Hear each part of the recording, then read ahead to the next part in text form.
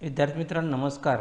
मी doctor Bharat L Gadakh, सहाय्यक प्राध्यापक, department of geography, KRTR, DH commerce, AM science, popularly known as a KTHM college. विद्यार्थी मित्रांनो, सर्वप्रथम मी आजच्या तासिकेमध्ये तुमचे सहर्ष स्वागत करीत आहेत. विद्यार्थी मित्रांनो, GG 220 जॉग्राफी ऑफ महाराष्ट्र म्हणजेच महाराष्ट्राचा भूगोल हा जो स्पेशलचा पेपर आहे, या स्पेशलच्या पेपरमध्ये चॅप्टर नंबर 3 महाराष्ट्राचे हवामान या टॉपिकविषयी आपण चर्चा करत आलो आहोत. विद्यार्थी मित्रांनो, आपण मागील तासिकेला महाराष्ट्राच्या हवामानाचे वैशिष्ट्यपूर्ण कसं आहे हे आपण मागील तासिकेला बघितलं. म्हणजे त्यात प्राकृतिक रचनेचा परिणाम हवामानावर झालेला आहे. महाराष्ट्राच्या पश्चिम बाजूस अरबी समुद्र आहे, यामुळे महाराष्ट्रात मान्सून वाऱ्याने पाऊस मिळतो.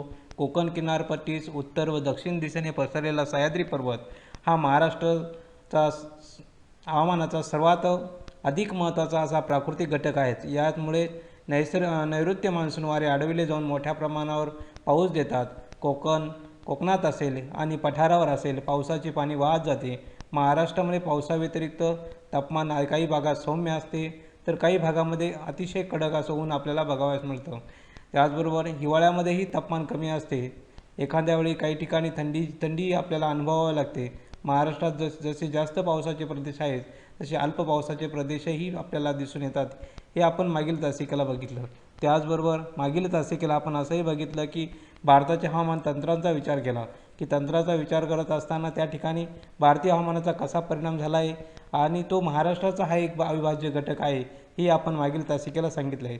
त्याचबरोबर भारतीय हिवाळ्यातील हवामानाची तंत्र कोणकोणती आहे, तसे उन्हाळ्यातील विशेष तंत्र कोणती आहे, आणि यावरून आपण महाराष्ट्रातील हवामानाचे स्वरूप कसं आहे हे सांगता आलं. म्हणजे महाराष्ट्रातील हवामानाचे स्वरूप सांगत असताना आपण मागील तासिकेला कोकण विभाग असेल, सह्याद्री विभाग असेल किंवा महाराष्ट्र पठार असेल, यामध्ये असणारं उष्ण, म्हणजे उदाहरणार्थ जर आपण बघितलं कोकणमध्ये असणारं हवामान कसं असेल तर उष्ण दमट हवामान असतं. त्याचबरोबर सह्याद्रीच्या ज्या भागामध्ये गेलो आपण, तर त्या ठिकाणी आर्द्र किंवा थंड स्वरूपाचं हवामान आपल्याला जाणवतं.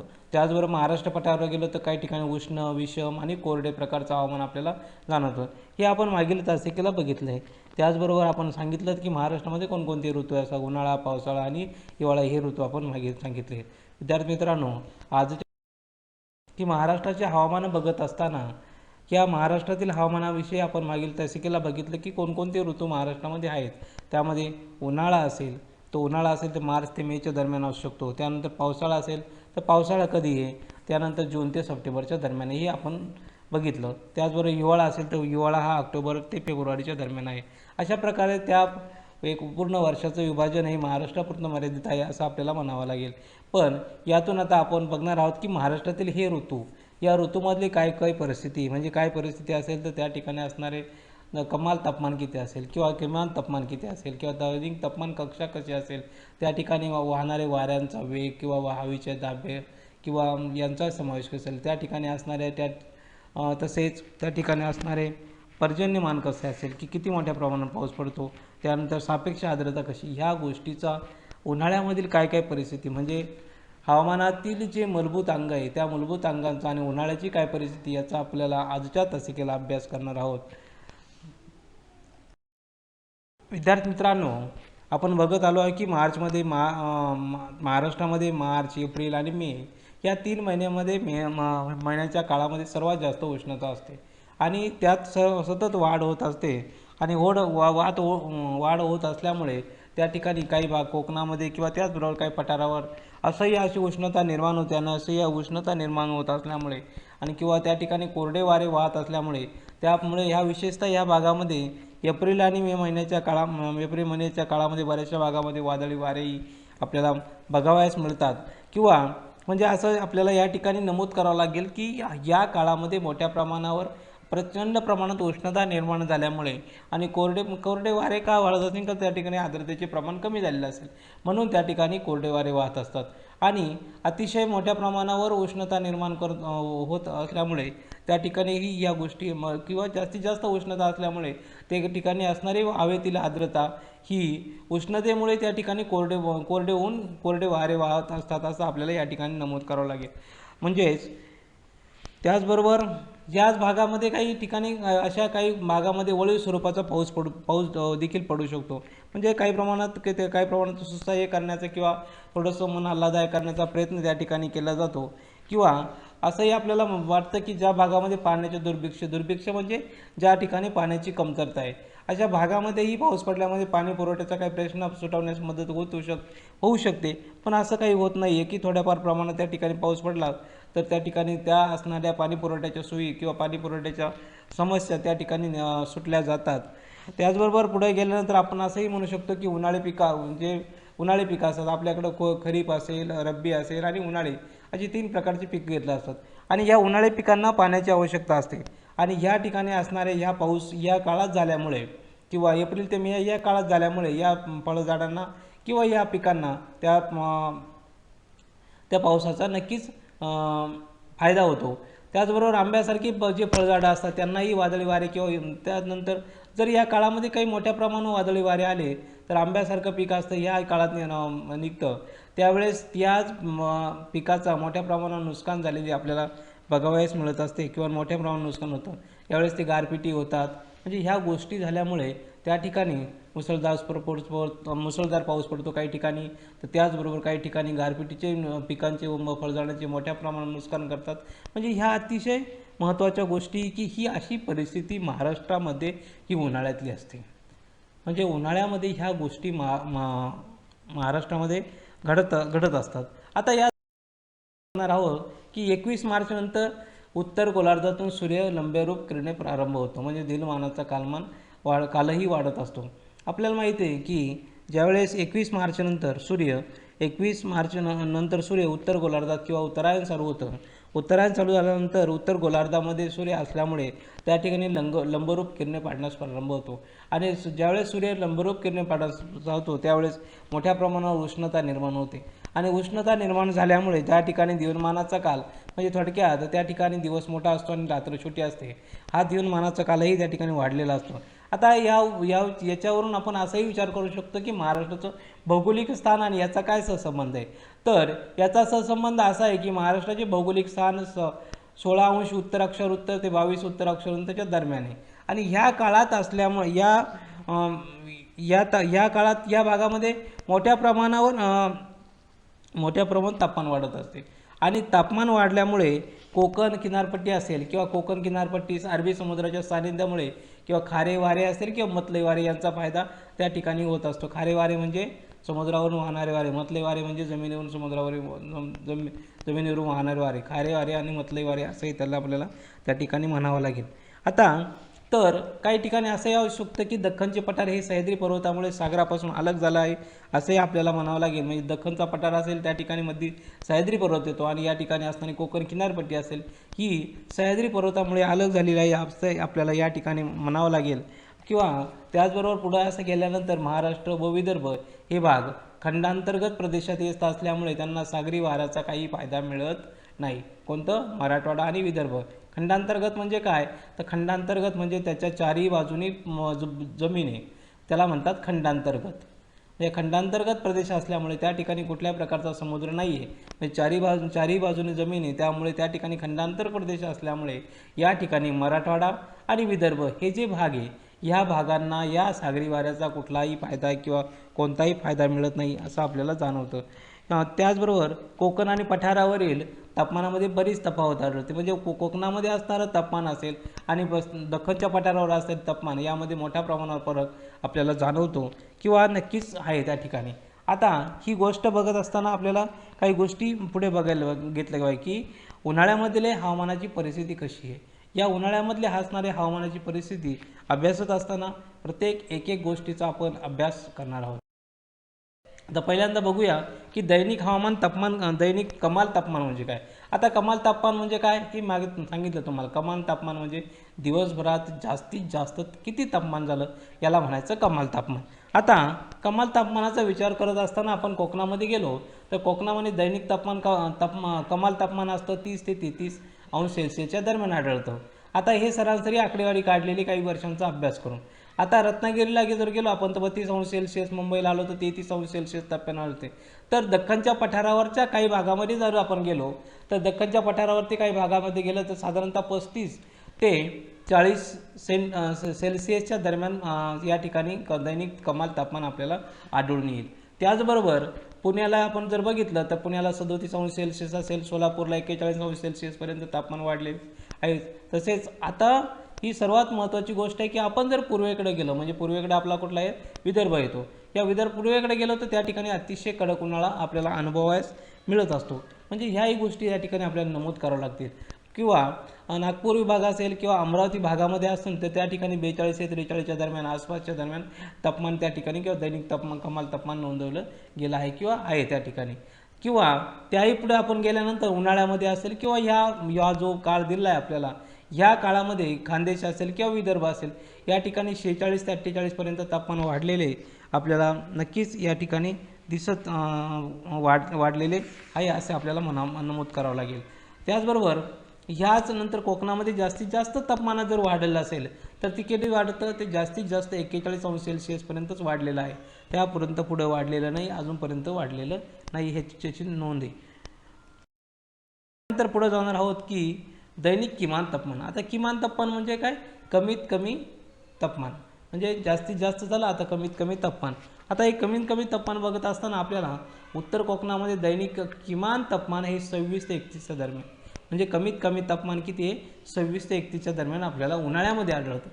त्यानंतर दक्षिण कोकणामध्ये गेलो आपण तर दक्षिण कोकणामध्ये गेल्यानंतर त्या ठिकाणी असणारे जे जिल्हे असतील, म्हणजे उदाहरणार्थ सिंधुदुर्ग असेल किंवा रत्नागिरी असेल, या जिल्ह्यांमध्ये आपण बघितलं त्या ठिकाणी 24 ते 27 अंश सेल्सिअसच्या दरम्यान त्या ठिकाणी आपल्याला किमान तापमान आढळून येईल. किंवा त्यानंतर पुणे किंवा सोलापूर ही महत्त्वाची जी शहर आहे त्याच्या दैनिक तापमानाचा जर आपण अभ्यास केला तर 22 अंश सेल्सिअस किंवा 25 अंश सेल्सिअसच्या दरम्यान त्या ठिकाणी आपल्याला आढळते. त्याचबरोबर अमरावती, नागपूर आणि या भागामध्ये जर आपण गेलो तर त्या ठिकाणी 28 अंश सेल्सिअसच्या आसपास दैनिक किमान तापमान आपल्याला त्या ठिकाणी पुढे आपण जाणार आहोत की दैनिक तापमान कक्षा कशाला म्हटलं आहे. आणि दैनिक तापमान कक्षाचा अभ्यास करत असताना आपल्याला माहिती आहे की तापमान कक्षा म्हणजे काय. कोकणामध्ये दैनिक तापमान कक्षा जर बघितलं आपण ते 5 अंश ते 6 अंश सेल्सिअसच्या दरम्यान असते. तर त्या मानाने पठारावर दैनिक तापमान कक्षा ही वाढत आहे असं आपल्याला माहिती आहे, बरोबर. त्यानंतर पुणे असेल, सोलापूर असेल, नागपूर असेल भागामध्ये तापमान कक्षा 15 अंश सेल्सिअसपेक्षा जास्त आढळत नाही.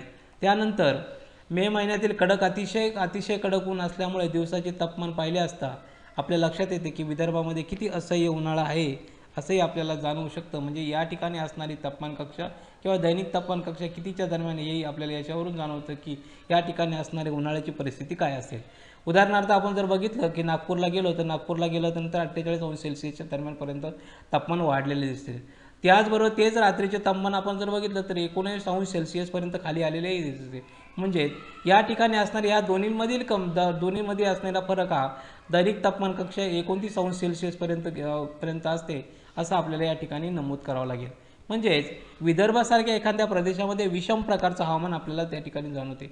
याचे असेही कारण असते की हा प्रदेश भारतासारख्या मध्य भागामध्ये असून अरबी समुद्र असेल किंवा बंगालचा उपसागर असेल यापासून अतिशय दूर असल्यामुळे म्हणजे थंड सागरी वाऱ्याचा उपयोग तापमानातील तफावत कमी करण्यामध्ये कुठल्याही प्रकारचा होऊ शकत नाही, ही त्याचं कारण असू शकतं. त्यामुळे ह्या भागामध्ये दैनिक तापमान कक्षा ही अतिशय म्हणजे थोडक्यामध्ये असणाऱ्या दोन तापमानाची तफावत या भागामध्ये जास्त आढळून येते आपल्याला, असं आपल्याला या ठिकाणी नमूद करावं लागेल.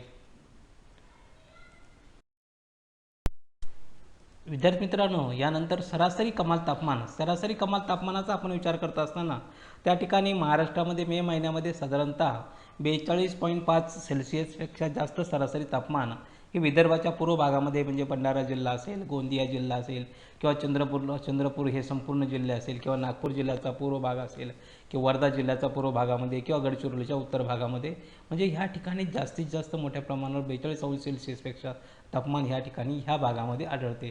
त्यानंतर महाराष्ट्रामध्ये एक सांगितलं गेलं आहे की 49.9 सेल्सिअस इतक्या तापमानाची नोंद यवतमाळ जिल्ह्यातील पुसद या भागामध्ये झालेली आहेत. ती कधी झाली, ती 8 एप्रिल 1990 रोजी झाली आहेत असंही आपल्याला या एका पुस्तकातून जाणलं आहे.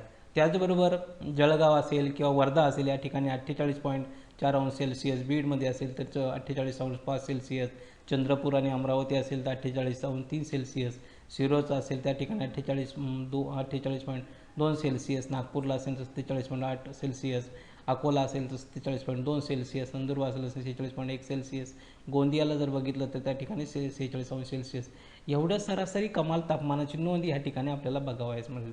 म्हणजे या ठिकाणी असणारा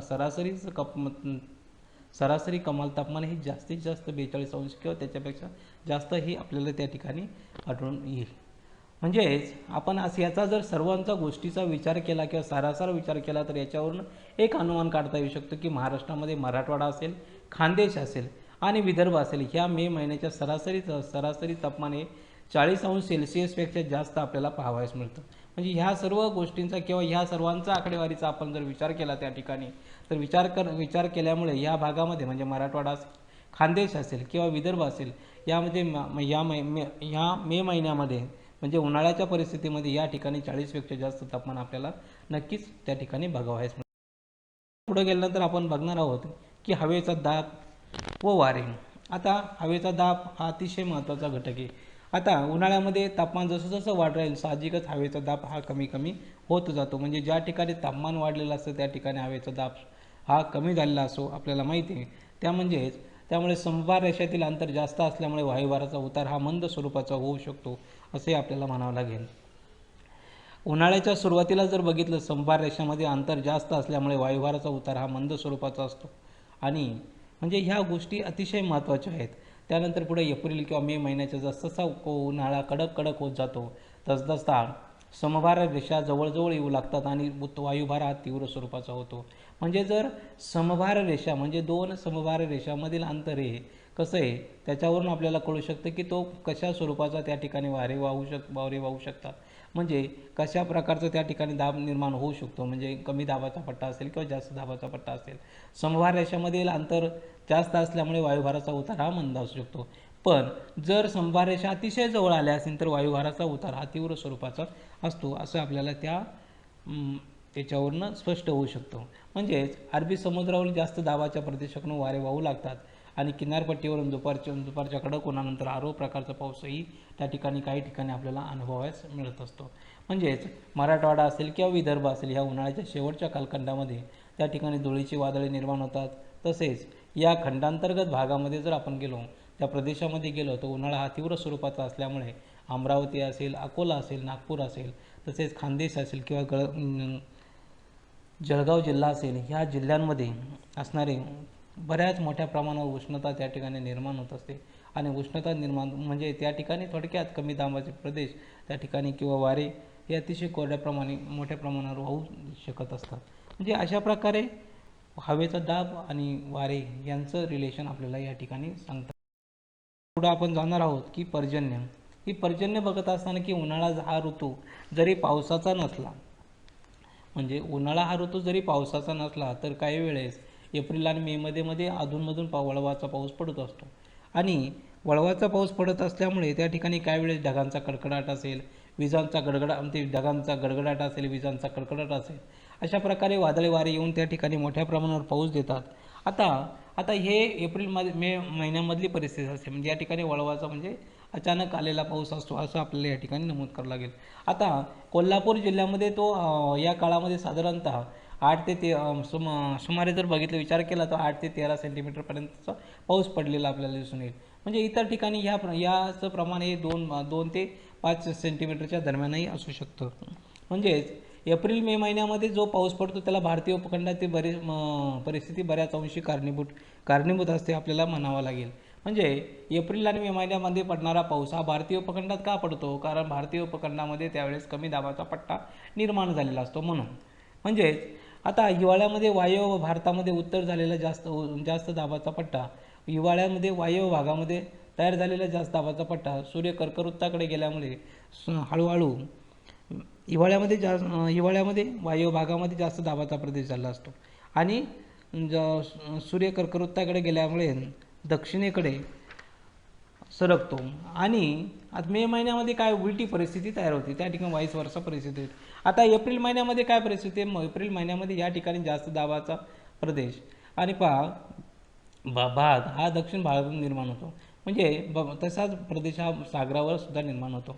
म्हणजे यावेळी वायव्य भारतामध्ये किंवा या भागामध्ये भारतात कमी दाबाचा प्रदेश तयार झालेला असतो आणि कमी दाबाचा प्रदेश तयार झाल्यामुळे आजही त्या ठिकाणी कमजोर असतो. अशा वेळी दाबाच्या प्रदेशाकडे म्हणजे कमी दाबाच्या प्रदेशाकडे जास्त दाबाच्या प्रदेशाकडून वारे आकर्षिले जातात आणि वारे आकर्षिले गेल्यामुळे त्याकडे वारे आकर्षले जाते. ही वारे समुद्रावरून वाहत येत असल्यामुळे आणि थोडक्यात हे वारे समुद्रावर येत असल्यामुळे एप्रिल आणि मे महिन्यामध्ये काही भागावरती पाऊस देऊन जातात आणि या भागामध्ये आणि पाऊस देत असल्यामुळे की या ठिकाणी यावेळेस आंब्यांचा बहर असतो आपल्याकडं महाराष्ट्रामध्ये आणि आंब्याचा बहर असल्यामुळे या ठिकाणी ह्या पावसाला आंबेसरी असेही म्हटलं जातं किंवा आम्रसरी असंही म्हटलं जातं. म्हणजे आंबेसरी असेल किंवा आम्रसरी असेल किंवा आंब्याचा बहर म्हणूनही असे बहर असेही वेगवेगळे प्रकारचे त्या ठिकाणी पाऊस म्हटलं गेलं पाहिजेत. म्हणजे अशा प्रकारचा पर्जन्यमानाचा विचार करत असताना आपल्याला त्या ठिकाणी उन्हाळ्यामधील पर्जन्यमान कसं निर्माण होतं याचाही गोष्टीचा आपण या ठिकाणी उल्लेख केला आहे. आता जाणार आहोत की उन्हाळ्यामध्ये मार्च आणि ह्या काळामध्ये पडणारा पाऊस कोणकोणत्या भागामध्ये कशा स्वरूपात किती प्रमाणात पडू शकतो. आता या भागामध्ये जर आपण विचार केला तर त्या पर्जन्य काळात पडणाऱ्या पावसाचं जर आपण त्याचं डिस्ट्रीब्युशन केलं, त्याचं डिस्ट्रीब्युशन करत असताना आपण जर त्याचं वर्गीकरण केलं की 2.5 ते 5 सेंटीमीटरच्या दरम्यान पडणारा पावसाचे प्रदेश कोणकोणते येऊ शकतात. त्यामध्ये महाराष्ट्रामध्ये दक्षिण मराठवाडा असेल, पश्चिम विदर्भ असेल, पश्चिम महाराष्ट्रातील नाशिक दक्षिणचा भाग असेल, अहमदनगर असेल, पुणे असेल, सातारा ते खंडाळा, फलटण, दहिवडी व सोलापूर जिल्ह्यामध्येही त्या ठिकाणी पावसाचं प्रमाण हे 2.5 ते 5 सेंटीमीटरच्या दरम्यान या ठिकाणी आपल्याला बघावयास मिळेल. त्यानंतर 5 ते 27.5 म्हणजे 5 ते 7.5 सेंटीमीटरच्या दरम्यान पावसाचा प्रदेश कोणकोणता असू शकतो. तर सिंधुदुर्ग जिल्ह्यामध्ये सावंतवाडीचा भाग वगळता संपूर्ण जिल्हा त्या ठिकाणी येऊ शकतो. किंवा रत्नागिरी जिल्ह्यामध्ये गेलो तर राजापूर असेल, लांजा असेल, संगमेश्वर असेल, चिपळूण असेल, कोल्हापूर जिल्ह्याचा पश्चिम भाग असेल, सातारा जिल्ह्याचा पश्चिम किंवा दक्षिण भाग असेल, सांगली जिल्ह्याचा उत्तर किंवा पश्चिम भाग असेल, कवठे महाकाळ असेल, जंत असेल. याचप्रमाणे गडचिरोली दक्षिण भागामध्ये जर गेलो तर उन्हाळ्यामध्ये ह्या प्रदेशामध्ये पावसाचं प्रमाण हे 5 ते 7.5 सेंटीमीटरच्या दरम्यान आपल्याला आढळून येईल किंवा आढळत आहे. त्यानंतर पुढे आपण बघितल्यानंतर 7.5 ते 10 सेंटीमीटरच्या दरम्यान असणारा प्रदेश असेल तर या ठिकाणी ह्या असणाऱ्या प्रदेशामध्ये थोडक्यात थोडा बऱ्या प्रमाणात पाऊस पडतो. म्हणजे हे कोणकोणता प्रदेश येतो त्या ठिकाणी, तर या ठिकाणी येतो कोल्हापूर जिल्ह्यातील करवीर तालुका, हातकंगले, शिरोळ, गारगोटी, आजरा व चंदगड तालुके. त्यानंतर सिंधुदुर्ग जिल्ह्यामध्ये सावंतवाडी, याचप्रमाणे सांगली जिल्ह्यामध्ये इस्लामपूर असेल. त्यानंतर सांगली तालुक्यामध्ये उन्हाळ्यात पावसाचे प्रमाण हे साधारणतः 7 ते 10 सेंटीमीटरच्या दरम्यान असते. आता ह्याच गोष्टी आपण बघितल्या तर उत्तर महाराष्ट्रामध्ये कोकणात असेल, मुंबई असेल, ठाणे असेल, पालघर असेल किंवा रायगड जिल्ह्याचा उत्तर भाग असेल, पूर्व विदर्भ असेल, तसे औरंगाबादचा बराचसा भाग असेल, जालना, परभणी, हिंगोली इत्यादी या उत्तर भागामध्ये साधारणतः अतिशय कमी स्वरूपामध्ये पाऊस म्हणजे पडलो आपल्याला दिसून येईल. म्हणजे 1 ते 2 सेंटीमीटरच्या दरम्यान असू शकतो. त्यानंतर 10 ते 12 सेंटीमीटरचा प्रदेश महाराष्ट्रामध्ये सर्वात जास्त पाऊस कोल्हापूर जिल्ह्यात गडहिंग्लज किंवा चंदगड तालुक्याच्या काही भागामध्ये 10 ते 12 सेंटीमीटरच्या दरम्यान ही आपल्याला त्या ठिकाणी आपल्याला पडलेला आहे. अशा प्रकारे या ठिकाणी आपण उन्हाळ्यामध्ये पडणारा पाऊस हे 2.5 सेंटीमीटर, 5 ते 7.5 सेंटीमीटर, 7.5 ते 10 सेंटीमीटर आणि 10 किंवा त्यापेक्षा जास्त पावसाचे प्रदेश असं आपण त्या ठिकाणी डिस्ट्रीब्युशन बघितलं आहे. म्हणजे यावरून आपल्याला अंदाज येऊ शकतो की कोणत्या भागामध्ये की उन्हाळ्याच्या काळातही पर्जन्यमान झालेलं आहे. त्यानंतर पुढे आम्हाला आपण सापेक्ष आर्द्रतेकडे जाणार आहोत. आता ही सापेक्ष आर्द्रता म्हणजे काय तुम्हाला माहिती आहे. मी सापेक्ष आर्द्रता म्हणजे काय मागच्या लेक्चरला तुम्हाला सांगितलं. आता उन्हाळ्यामध्ये हवा बरीच कोरडी असते, त्यामध्ये बाष्पाचं प्रमाण ही अतिशय कमी झाले असतं आणि विशेषतः दख्खन पठारावर कोरडी आपल्याला हवा त्या ठिकाणी पाहावयास मिळते. म्हणजे सोलापूर जिल्हा असेल, नागपूर असेल, अमरावती असेल या भागामध्ये आर्द्रतेचे प्रमाण अतिशय कमी असतं आणि आर्द्रतेचे प्रमाण कमी असल्यामुळे त्या ठिकाणी 18 ते 19% दरम्यानच त्या ठिकाणी आर्द्रता आपल्याला बघावयास मिळेल असते. आता तर थोडक्यात पुण्याचा जर विचार केला आपण तर पुण्याची आर्द्रता ही 32 पर्यंत असू शकते. तर कोकणामध्ये जर आपण गेलो तर कोकण किनारपट्टीमध्ये आर्द्रतेचे प्रमाण बऱ्यापैकी भरपूर प्रमाणात असू शकते. म्हणजे रत्नागिरीला जर गेलो किंवा मुंबई असेल, रत्नागिरी असेल या ठिकाणी अनुक्रमे 67 69च्या दरम्यान सापेक्ष आर्द्रता आपल्याला जाणवते. म्हणजेच या प्रकारे या ठिकाणी आर्द्रतेचाही त्या ठिकाणी असणारी आर्द्रता वेगवेगळ्या भागामध्ये कशी कशी कमी जास्त झाली आहे हे आपण ह्या ठिकाणी बघितलं आहे. म्हणजे उन्हाळ्यात असणारी सापेक्ष आर्द्रतेची परिस्थिती ही वेगवेगळ्या भागामध्ये वेगवेगळी आहे असे आपल्याला या ठिकाणी अनुभवायस मिळतं किंवा बघावयास मिळत असतं. म्हणजे अशा प्रकारे सापेक्ष आर्द्रता आणि उन्हाळ्यातील काय परिस्थिती याचा आपण या ठिकाणी विचार केला आहे. अशा प्रकारे विद्यार्थी मित्रांनो, आज आपण महाराष्ट्रातील उन्हाळा ऋतू याविषयीच आपण चर्चा केली आहे.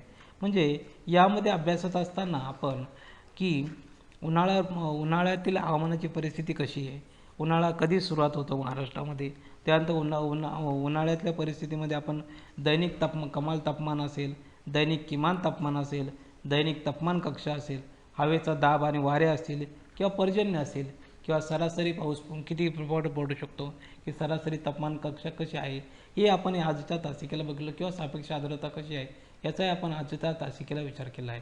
विद्यार्थी मित्रांनो, याविषयी कुणाच्या मनात काही प्रश्न शंका निर्माण झाली असेल तर त्या ठिकाणी आपण या ठिकाणी माझा ईमेल ID दिलेला आहे, त्या ठिकाणी आपण ईमेल करू शकता. विद्यार्थी मित्रांनो, पुढील तासिकेला आपण पावसाळा या ऋतूविषयी चर्चा करणार आहोत.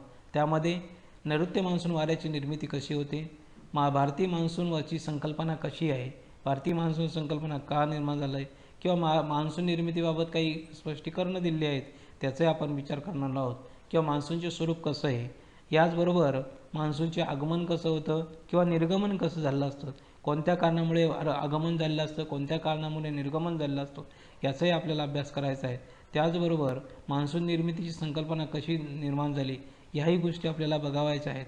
म्हणजे थोडक्यात या गोष्टीचा आपल्याला अभ्यास करत असताना पर्जन्यक्षम प्रणाली असेल किंवा त्याचं पावसाचं वितरण असेल याही गोष्टी बघायच्या आहेत. म्हणजे मान्सूनमधील खंड असेल किंवा मान्सूनमधील निर्गमन असेल या गोष्टीचा अभ्यास पुढील तासिकेला करणार आहोत. आजच्या लेक्चरबद्दल थँक्यू, धन्यवाद.